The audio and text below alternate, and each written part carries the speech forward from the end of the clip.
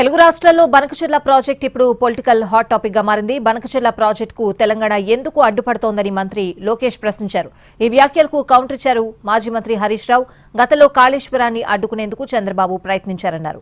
మరోవైపు గోదావరి జలాలను ఆంధ్ర వాళ్లు తరలించకపోవడానికి కారణం బీఆర్ఎస్ఏనని మహేష్ గౌడ్ విమర్శించారు. ప్రాజెక్ట్ తెలంగాణలో కట్టి లిఫ్ట్ చేసి ఆంధ్రాకి తీసుకురావట్లేదు కదా. జలాలు తెలంగాణ దాటి ఆంధ్ర భూభాగంలోకి వచ్చిన తర్వాత ప్రాజెక్ట్ కట్టి లిఫ్ట్ చేస్తున్నాం ఆ నీళ్ళని. వాట్ ఈస్ రాంగ్ అని నేను స్ట్రైట్గా ప్రశ్నిస్తున్నా. I will answer to CWC. You don't worry about it. I'll get my clearances. You don't worry about it. That much TDP is capable boss.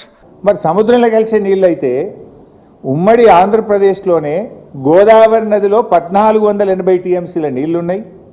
968 తెలంగాణకు, 512 ఆంధ్రప్రదేశ్కు అని ఉమ్మడి ఆంధ్రప్రదేశ్లోనే ఆ రోజు నిర్ణయించిండ్రు.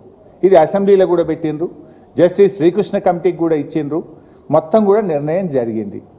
మరి అన్ని నీళ్లుంటే అన్ని సముద్రంలో కలిసే నిజమైతే తెలంగాణకు ఇప్పటికే కేటాయించబడిన 968 టీఎంసీలను ఎందుకు ఆంధ్రప్రదేశ్ అడ్డుకుంటున్నది?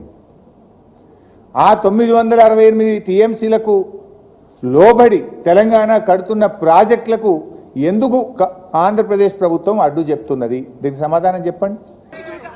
బనకచెర్ల ప్రాజెక్టు కట్టడమైంది ఆంధ్ర ప్రాంతంలో. ఎవరి చేతకానితనం వల్ల కట్టిందే? హరీష్ రావు కాదా? హరీష్ రావు కేసీఆర్ సంతకం పెడితే మనకు రావాల్సిన నీటి వాటా తాకట్టు పెడితే ఇలా బనకచెర్ల